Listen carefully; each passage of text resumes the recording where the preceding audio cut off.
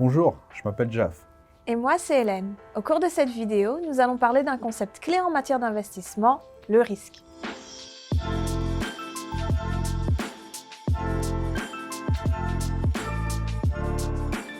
Qu'est-ce que le risque lié aux investissements? C'est le fait que tes investissements puissent perdre de la valeur. En d'autres termes, le risque que tu prends pour obtenir un rendement potentiel sur un investissement. Comme la plupart des choses dans la vie, qui ne risque rien n'a rien. Parlons d'abord de ton profil de risque qui permet de déterminer ton niveau de tolérance au risque. Il n'y a pas deux investisseurs pareils. Ta volonté et ta capacité de prendre des risques découlent de tes objectifs. Tout comme ton profil de réseaux sociaux, ton profil de risque t'est propre. Le profil de risque repose sur la tolérance au risque, autrement dit ta volonté de prendre des risques et sur ta capacité à prendre des risques. Ce sont deux concepts différents l'un de l'autre. Généralement, plus le risque est élevé, plus le potentiel de rendement est élevé. Et plus le risque est élevé, plus il y a à perdre. Chaque investisseur doit connaître son niveau de tolérance au risque. Par exemple, si tu détenais 10 000 $ en actions et que la valeur chutait de 1 000 $, comment réagirais-tu? A. Ce n'est pas grave, les fluctuations sont normales et j'investis à long terme.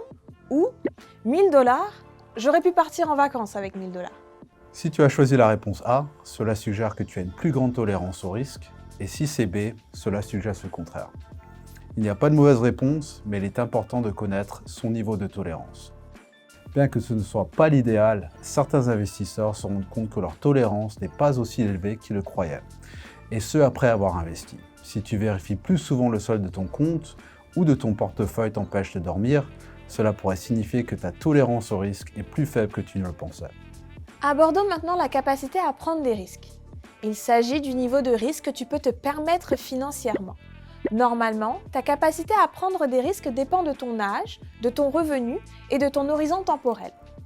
Penchons-nous un peu plus sur ce point. Disons que tu as investi un montant pour payer des frais d'études dans les prochaines années. Dans ce cas-ci, ta capacité à prendre des risques est faible car tu auras besoin d'argent à court terme. Chaque investisseur aura également plusieurs objectifs. Ton objectif à court terme pourrait être de mettre de l'argent de côté pour des frais d'études. Ton objectif à moyen terme, d'épargner pour une maison. Et si tu es vraiment ambitieux, ton objectif à long terme pourrait être d'épargner en vue de passer ta retraite au bord d'une plage. Plus l'horizon temporel de ton objectif est long, plus tu es en mesure de prendre des risques. Ainsi, ta tolérance au risque a une incidence sur ton portefeuille. Tu devrais également réfléchir à la façon dont ta tolérance au risque et ta capacité à prendre des risques se complètent. Si ta capacité à prendre des risques est supérieure à ta tolérance au risque, renseigne-toi sur les avantages du risque.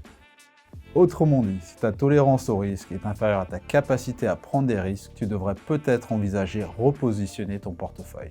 Examinons quelques catégories d'actifs traditionnels. Les liquidités présentent un risque et un potentiel de rendement faible. Les titres à revenus fixes présentent un risque et un potentiel de rendement faible à moyen. Les actions ont un potentiel de rendement plus élevé parce qu'elles présentent un risque plus élevé.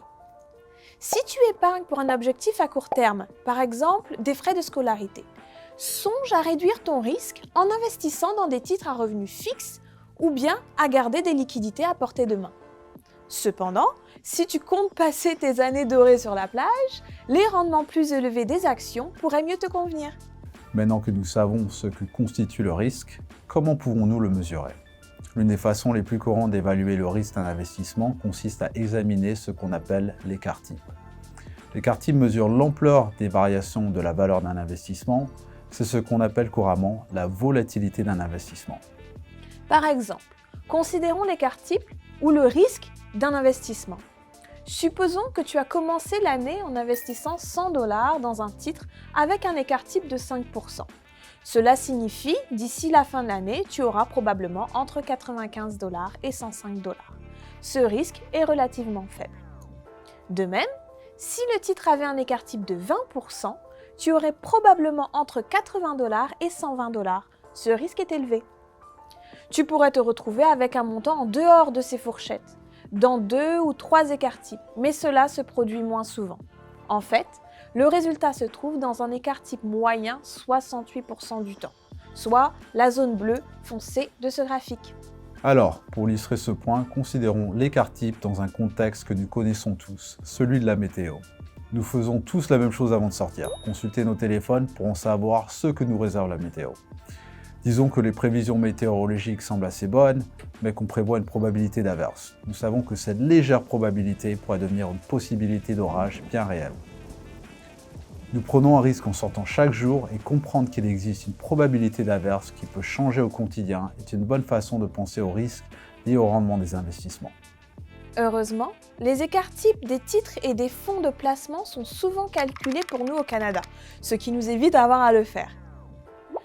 Un niveau de risque est attribué à chaque fonds d'investissement et il varie de faible à élevé afin que tu puisses sélectionner des fonds qui correspondent à ton profil de risque. J'espère que tu as trouvé cette vidéo très utile.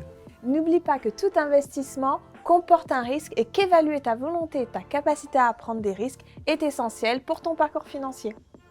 On vous remercie pour ton intérêt. Ne rate pas nos séries de vidéos pour en savoir plus sur les investissements. Passe une excellente journée.